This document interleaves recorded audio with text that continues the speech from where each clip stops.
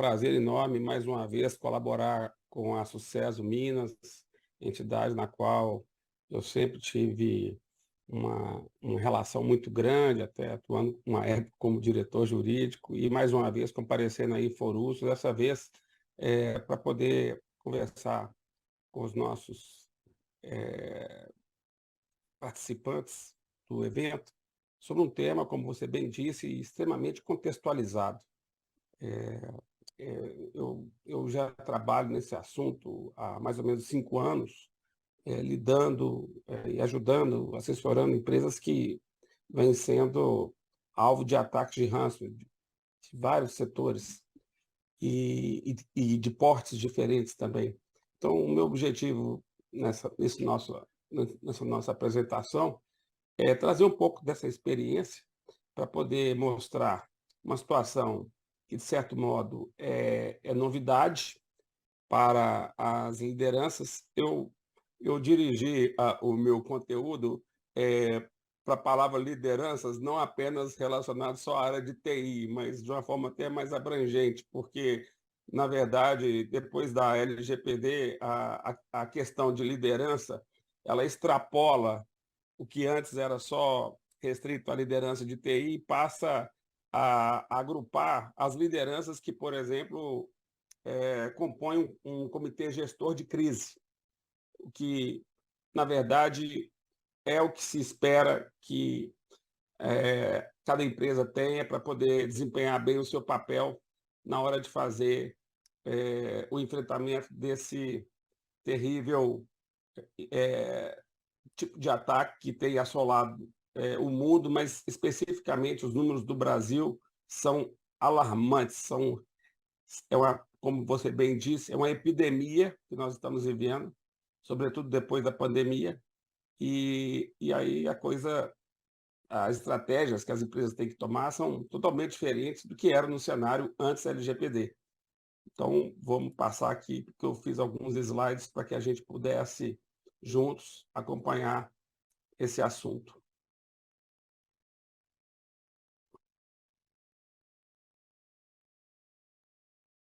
Bom, como já dito, meu background nessa área, além do que foi mencionado pelo Márcio, eu queria destacar que eu já tive essa experiência de defender empresas que foram vítimas de ransomware, seja no momento de negociação, de um resgate, seja em decorrência de uma autodenúncia que aconteceu em relação ao incidente, que, por consequência, abriu um processo investigativo na ANPD e que poderá, eventualmente, se tornar um processo administrativo com aplicação de penalidades. O que me chama a atenção é que as empresas nem sempre ainda estão com uma cultura adequada, e eu vejo várias falhas em termos de tomada de decisões que acontecem justamente porque o cenário mudou. Então, essa minha experiência ela vai não só restrita à questão de enfrentamento, mas também de adequação de empresas e acompanhamento dessas fiscalizações. Já tive a oportunidade de atender mais de 100 empresas em 18 ramos, somando mais de 40 mil horas de consultoria em relação a questões com proteção de dados pessoais. O que, de fato, me chamou a atenção para poder sugerir esse tema na Inforuso foi que, algumas semanas atrás, eu estava compondo uma mesa, um evento em Vitória, juntamente com o superintendente da NPD, e conversando a respeito de como andam os processos investigatórios. Os números me surpreenderam, embora eu já tinha mais ou menos uma ideia, foram confirmados. Hoje existe mais ou menos 6 mil processos em fase de investigação. As penalidades aplicadas ainda são de pequena monta, mas o número de processos que está sendo investigado é alto. E isso o mercado não consegue entender, ou não consegue perceber. Então, eles estão com com a equipe extremamente qualificada. Eu já estive em Brasília várias vezes em defesa dos interesses de alguns clientes, conversando diretamente com os responsáveis pela fiscalização e do processo investigativo, e posso dizer para vocês que são pessoas altamente qualificadas na área de segurança da informação, que me surpreendeu positivamente em termos de estarem preparados para poder exercer o papel de fiscalizadores em todos os aspectos, em todas as obrigações de conformidade que estão previstas na NPD. E nessa conversa surgiu uma afirmação por parte desse superintendente dizendo o seguinte: olha, Alexandre, mais de 50% dos ataques que nós, aliás, das denúncias que nós tivemos ano passado, foram originadas através de ransomware. E, por experiência pessoal, eu diria que não foi diferente em relação aos clientes que eu pude atender em relação a esse assunto. São duas características interessantes. Uma, os ataques de ransomware, muitas vezes com dupla repercussão ou com dupla extorsão.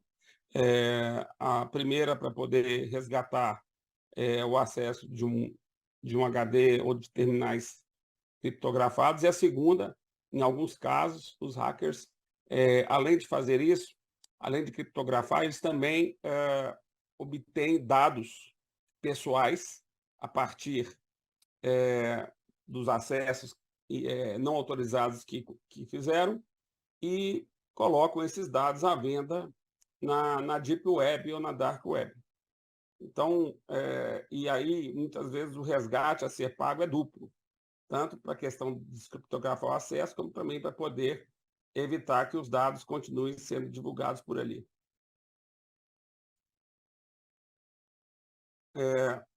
Algumas estatísticas que mostram como é alarmante a situação do ransomware no nosso país. Isso tudo foi informações tiradas de sites extremamente confiáveis. Eu não tive, em razão do slide, eu não mencionei, mas eu chequei bastante as fontes. 73% dos ataques de ransomware no Brasil, ano passado, foram bem-sucedidos, ou seja, o crime compensa, né? As pessoas realmente partem para poder pagar, em alguns casos. Esse percentual está dentro da média global, né? O Brasil já superou os Estados Unidos, que imaginem vocês como sendo um país que é mais atacado por ransomware no mundo. Nós estamos atrás apenas da Índia. Já superamos Estados Unidos, já superamos a França também, que estava na nossa frente há anos atrás. E hoje, 29, digamos, 30% dos ataques de ransomware que acontecem no Brasil, de 10 ataques de ransomware que acontecem no mundo, 3 são no Brasil. Por esse motivo, também, de longe, o Brasil é o país mais atacado na América Latina, já pelo segundo ano consecutivo. Segundo empresas que fazem reportes anualmente, o valor médio de resgate é em torno de $650 mil. Como se sabe, esse valor sempre é solicitado pelo sequestrador, pelo agente, pelo hacker, de que seja pago em Bitcoin, obviamente, ou outra moeda correlata, criptomoeda, obviamente, porque são moedas que fazem com que o beneficiário se mantenha pressupostamente no anonimato. Então, essas situações não mudam. Ninguém nunca passa Pix, nada a respeito disso. É tudo na base do Bitcoin ou outra moeda correlata. De longe, hoje, eu estudo e lido com golpes na internet todos os dias. Nós já atuamos em cerca de aproximadamente 38 tipos de golpes diferentes catalogados. De longe, hoje, o ransomware é aquela modalidade de ataque cibernético onde há a maior possibilidade de haver a tática da extorsão, que é feita na base da pressão e com rapidez. Muitas vezes, o preço do resgate ele é fixado, vinculado a um tempo específico de para o pagamento, e se esse tempo não se o pagamento não é atingido nesse tempo, é comum que o hacker venha dobrar, triplicar o valor desse resgate, até que a vítima, se não tiver um backup, venha a pagar. E aqui vai uma dica muito interessante. Normalmente, para poder contar esse tempo de pagamento do resgate, é necessário que a vítima acesse, né, normalmente na Deep Web ou qualquer outro meio de comunicação, a notícia de que houve o ataque e o caminho a ser perseguido em relação ao resgate. A minha orientação é que jamais clique em qualquer botão nesse aviso, apenas acesse, porque se você clicar, o prazo já começa a contar, porque é como se estivesse dando ciente de que você leu aquela informação. Então, toma muito cuidado com isso.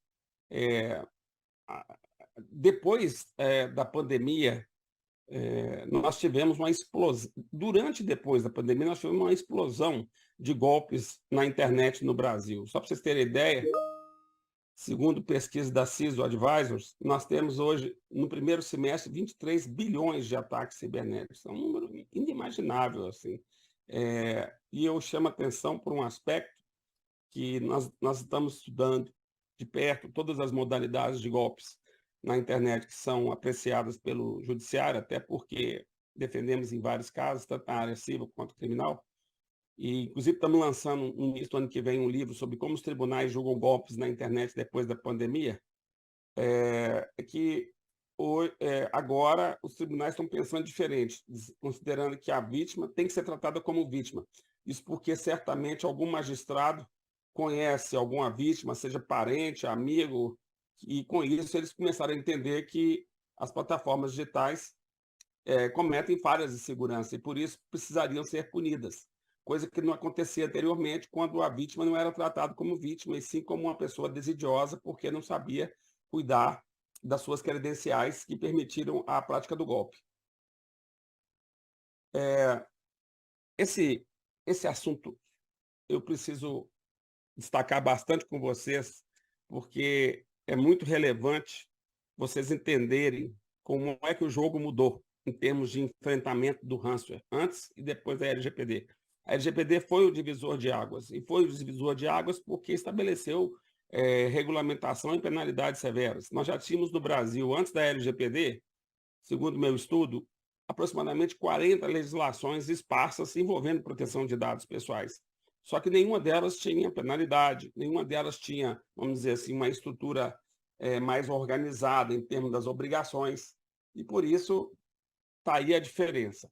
Então, antes, nós não tínhamos uma regulamentação clara sobre quais seriam as obrigações que as empresas vítimas de ransomware deveriam tomar, em quanto tempo, prestando contas, etc., né?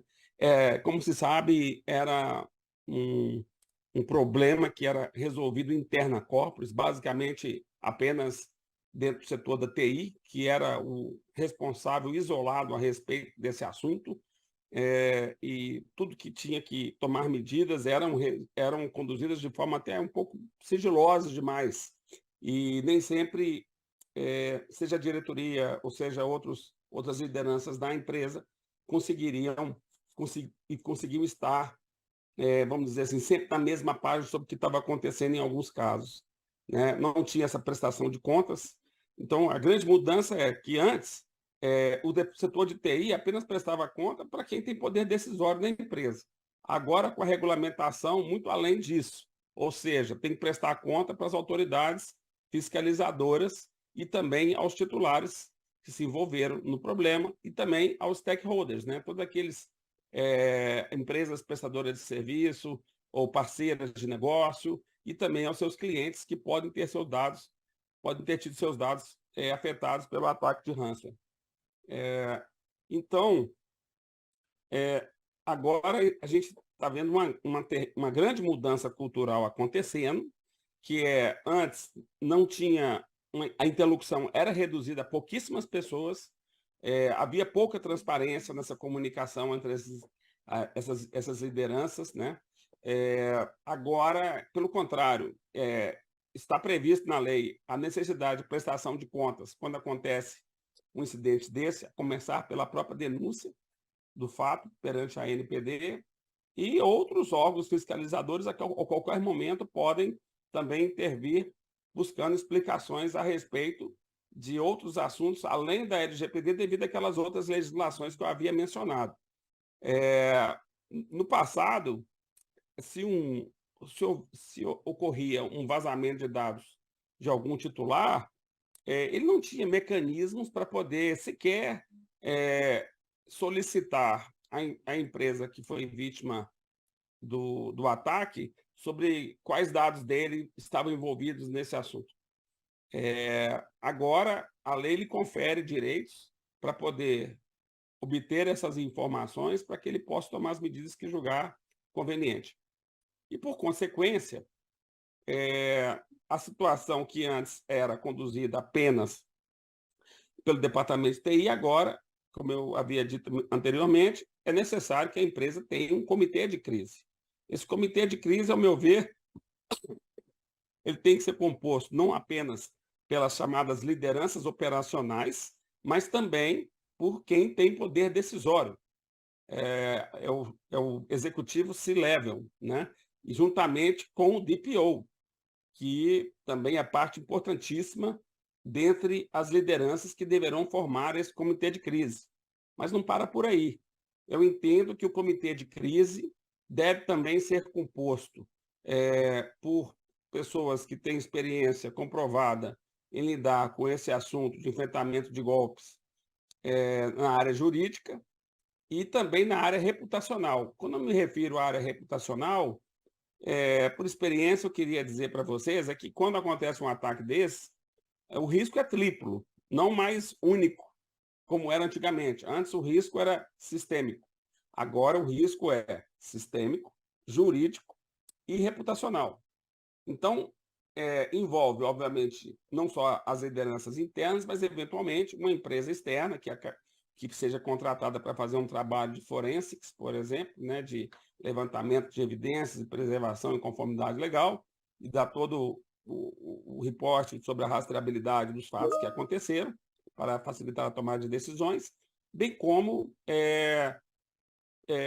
outros profissionais, como advogados, como assessores de comunicação, que ou interna ou externamente, que sabem lidar com a gestão de crises a partir de golpes nas plataformas digitais, o que normalmente um assessor de imprensa tradicional não domina, não é do dia a dia dele, mas tem várias pessoas, eu mesmo na minha equipe, eu tenho parceiros excelentes em relação a essa área de jornalismo e de comunicação de primeiríssima qualidade para poder um ir pela frente de atuação na área reputacional, o outro pela área jurídica. E ainda existe também outros parceiros que a gente tem na área sistêmica, como empresas que são líderes empresa que é líder do mercado em relação à extração de dados criptografados, inclusive com sede aqui em Belo Horizonte, a HD Doctor é excelência em relação a esse assunto, já tendo de longe enfrentado o maior número de enfrentamentos de ataques de ransomware, com larga experiência há mais de uma década em relação a esse assunto.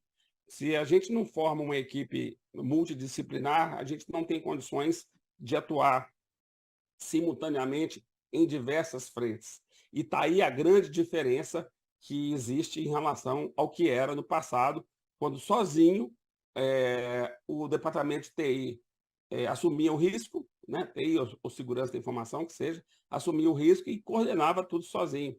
Que hoje não deve mais prevalecer, porque, pela essência, são setores operacionais e eles não pagam a conta se acontecer alguma coisa desse tipo. Então, eles devem, sim, ser subordinados a quem paga a conta para poder estar sempre mantendo na mesma página em relação a todos os acontecimentos e facilitando a tomada de decisões. Nessa análise que eu faço nesse slide em relação aos setores mais afetados no Brasil é em decorrência de experiência própria e de algumas pesquisas que eu levantei na internet. Então, de longe, os ataques acontecem, na sua grande maioria, nas empresas do setor financeiro, serviços bancários, logo depois, setor público, área da saúde, com um agravante de que quase que 100% dos dados da área da saúde, dados pessoais, são dados sensíveis, o que potencializa o risco e o dano e as penalidades, por consequência. Também a mesma coisa acontece com o setor educacional. Um outro setor também que é muito afetado, inclusive mundialmente, é as empresas de pequeno e médio porte, porque muitas vezes são empresas despreparadas em recursos de segurança e acabam se sentindo coagidas porque não tem um backup preparado, uma estrutura para recuperar os dados e acabam pagando o resgate. Além disso, empresas da área do varejo e indústrias de várias formas, inclusive indústrias na área de energia. Sob a ótica da empresa, quais seriam os maiores impactos nos negócios quando acontece um ataque de ransomware? Que as lideranças precisam ficar atentas, porque esse é um enfoque que eu queria chamar bastante a atenção de vocês. É porque antes, o nível de conhecimento, né, do pessoal de liderança, por exemplo, da área de TI ou de um outro setor, recursos humanos, financeiro, estava restrito apenas àquele setor onde ele trabalha.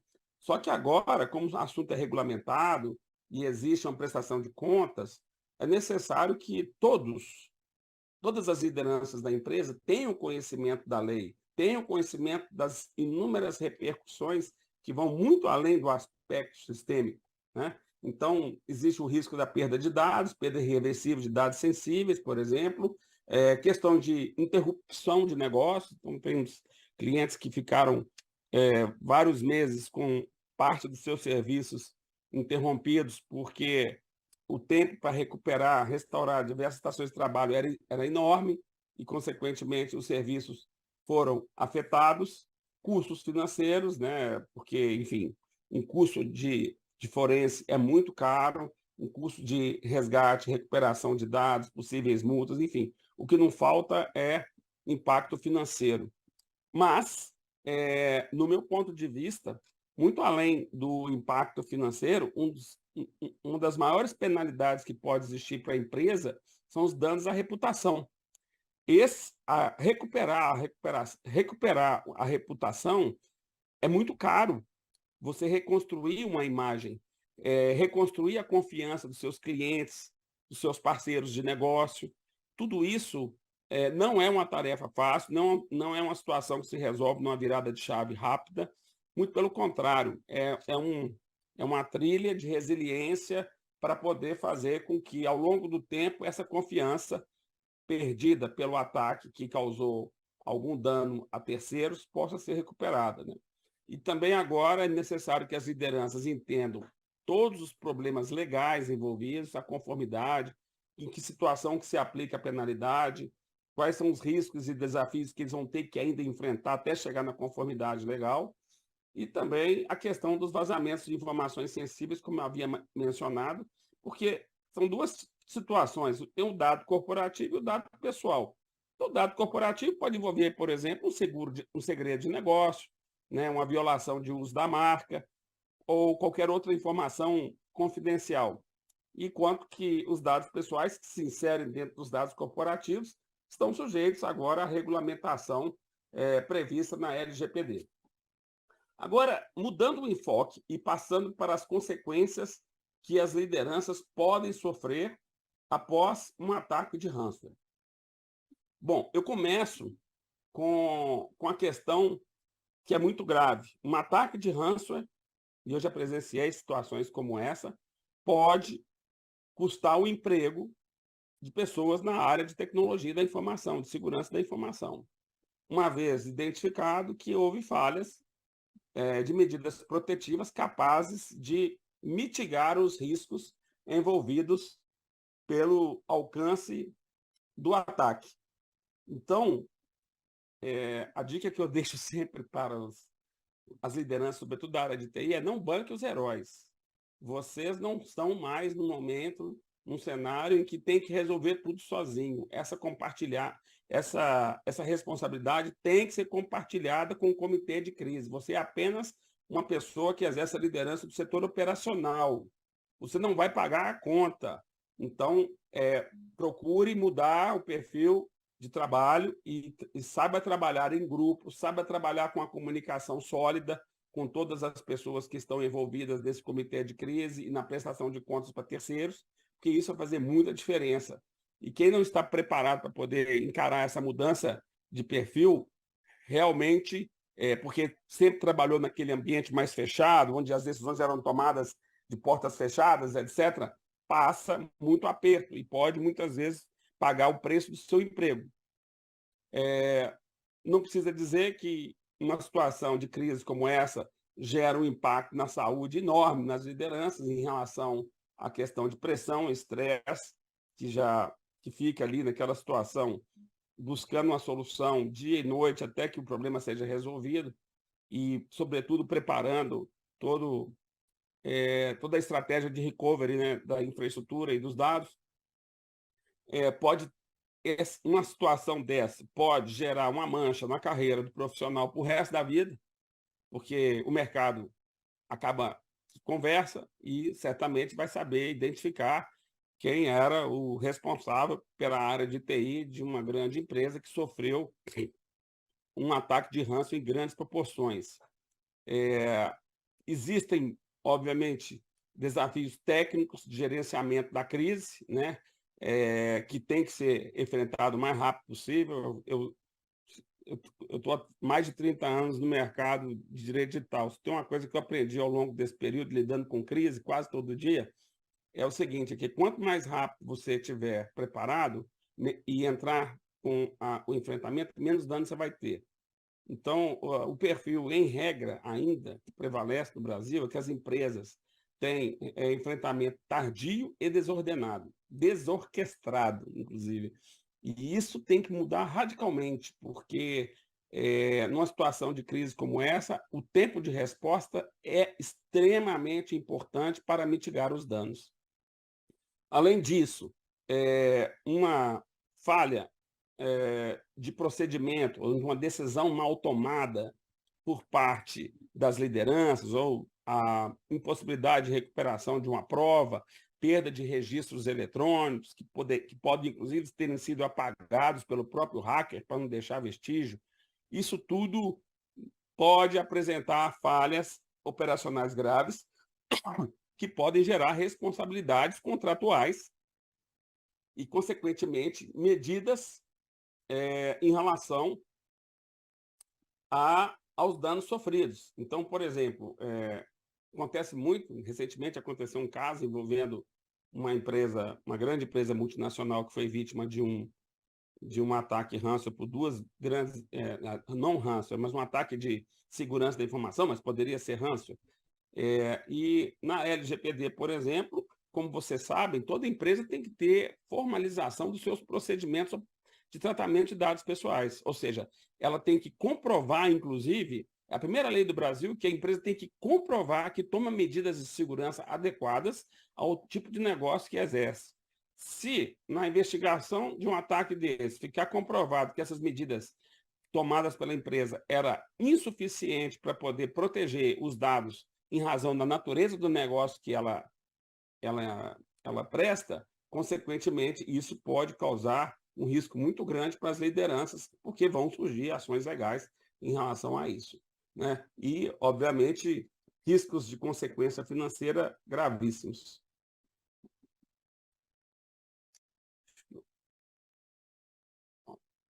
Bom, outro ponto que eu queria destacar bastante com vocês é a questão da comunicação. A comunicação ela é crucial em termos de enfrentamento. E a gente tem experiências muito ruins porque existem certas desconfianças. É a falta do hábito, diria eu, de começar a enfrentar um incidente dessa proporção conversando com muita gente ou pessoas de fora, né? Então, sim, pouca transparência, insegurança, obviamente, né? E com isso a comunicação fica extremamente eficaz. E isso pode causar mais danos à reputação. Então, por exemplo, não é que eu estou querendo puxar a sardinha para o meu lado como advogado especializado nessa área, mas já aconteceram inúmeras vezes que o cliente vem me procurar numa situação em que o incidente já aconteceu há bastante tempo.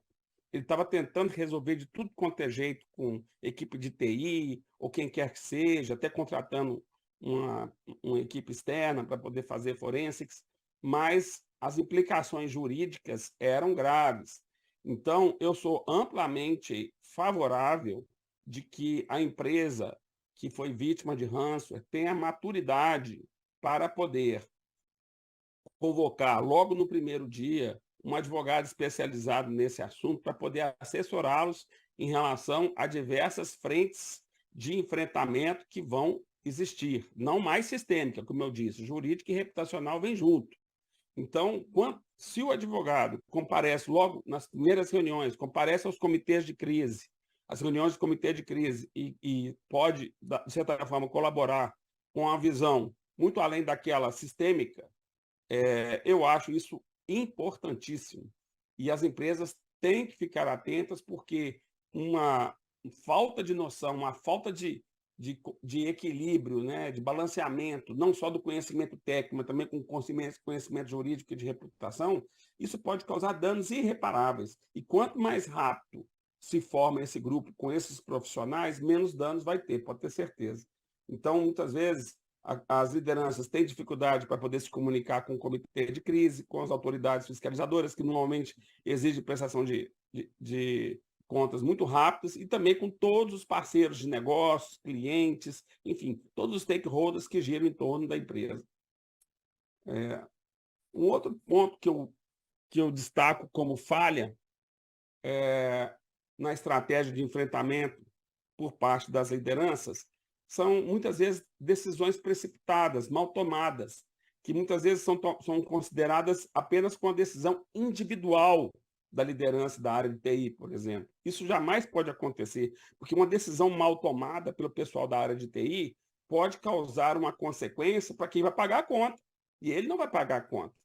E isso vai acabar custando o cargo do emprego dele. Então, isso precisa ser muito bem avaliado. Acabar aquela história de tomar decisões isoladas. É como se eu quisesse explicar para vocês que na hora que se instaura uma crise por causa de um ataque de ransomware, quem tem que coordenar é o comitê de crise, no qual a liderança de TI está lá dentro. Mas ele não tem a última palavra, ele não pode tomar decisões isoladas sem prestar contas, né? Então, com isso, gera uma gestão ineficaz de riscos e, obviamente, por consequência, falha de mitigação de riscos legais, acordos desfavoráveis, conflitos internos em relação à comunicação, causa logo uma responsabilidade da diretoria, porque são empresas, são quem tem o poder decisório que acaba sendo responsabilizado, e por isso tem que melhorar essa comunicação, um diálogo aberto, todo mundo na mesma página em relação a cada avanço que ocorre nas etapas de enfrentamento. E essa integração com assessoria jurídica e reputacional competente, que pode ser interno ou externo, ela é crucial para que a gente possa ter um equilíbrio dessas abordagens. Os impactos, o que as lideranças precisam saber em relação aos impactos dos riscos reputacionais? Olha, um ataque de ransomware pode, obviamente, decorrência da sua publicização, haver a perda de confiança dos clientes na prestação de serviço em razão à falha de segurança da informação, pode causar dano à imagem da marca, uma cobertura negativa da mídia, porque isso tudo hoje é muito bem divulgado, cai logo nos sites especializados para poder fazer essa divulgação, opinião pública negativa, o tribunal da internet vai te julgar de uma forma bastante negativa. Então, não é só a expectativa de você tentar mitigar seus riscos no Tribunal de Justiça, mas o Tribunal da Internet, que é aquele que toma juízo de valor no dia seguinte, quando a notícia é publicada, é necessário ter uma estratégia para poder coibir fatos falsos ou qualquer atos mais lesivos em relação à reputação, né? E, além disso, pode, inclusive, até ocasionar, como eu já vi, o banimento, a suspensão da participação das empresas em licitações e concorrências, por causa dessa falha de segurança, não preencheu alguns requisitos. E tem outra ainda que as lideranças também desconhecem, que é a questão das consequências contratuais, né? Então, os contratos agora, pessoal, estão sendo revistos em termos de incluir cláusulas, penalidades quanto a incidentes de segurança da informação que sejam causados em decorrência da possibilidade de indenizações para os titulares de dados pessoais envolvidos, ou mesmo algum reflexo quanto a um parceiro de negócio. Então, vai acontecer incidência de multa, de rescisão de contrato, os parceiros comerciais vão se distanciando, vai haver perda de clientes, vai haver dificuldade de conseguir novos contratos por causa dessa mancha negativa que é propagada pela mídia e certamente também impactos em acordos financeiros. Agora, saindo da parte de problema, de risco, e chegando já na parte final, onde eu busco mostrar para vocês as soluções, né? O que seriam os talentos necessários que as lideranças devem ter a partir de agora para enfrentar o ransomware? Quais são os soft skills, né, que as lideranças precisam ter? Primeiro, a liderança tem que ser proativa, né? Então, assim, como eu já disse, quanto mais rápido se reage, menos dano pode ter.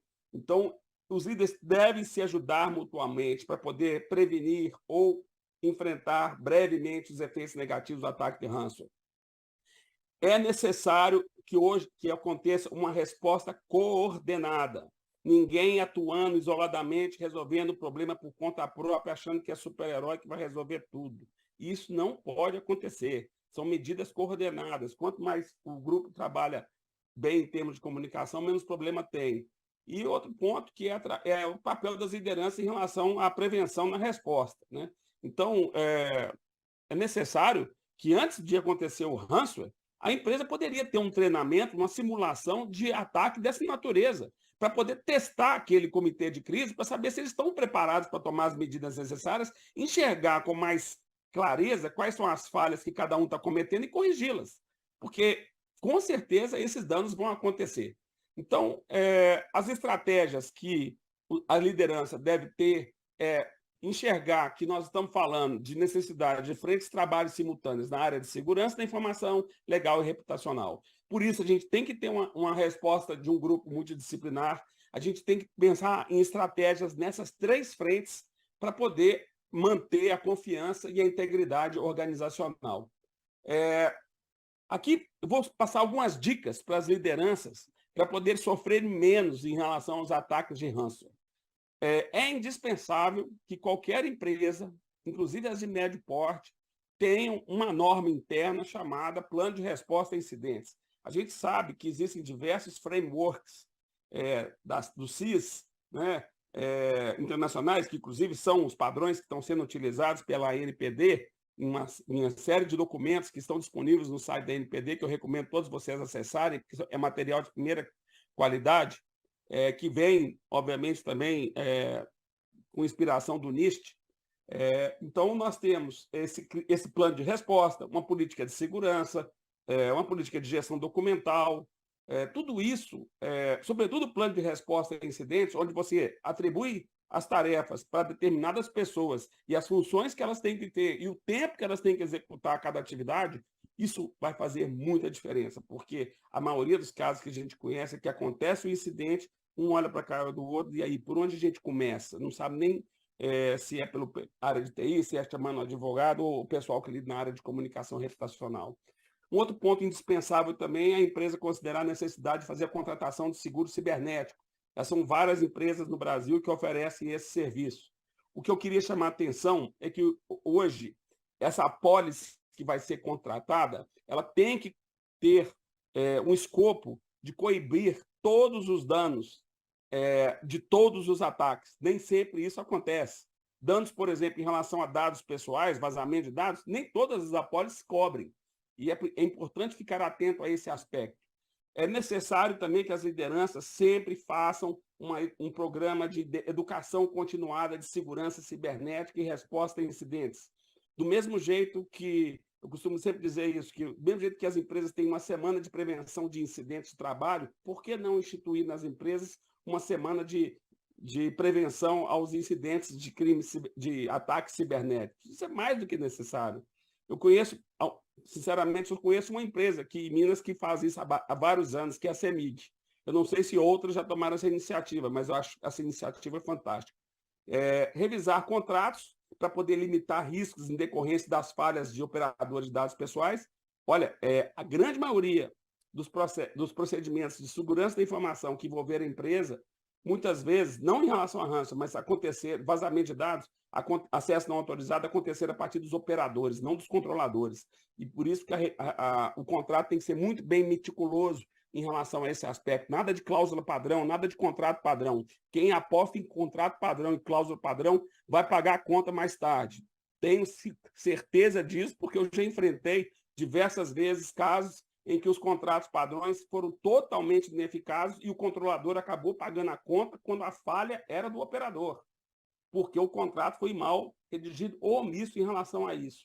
E também um plano de comunicação de crise, né? Porque nos momentos de crise tem sérias medidas rápidas e eficientes para poder fazer a comunicação para todos os stakeholders. Já chegando ao final, eu gostaria de fazer um resumo, né, de tudo aquilo que a gente pôde passar de orientações para vocês, da seguinte forma, em 6 pontos.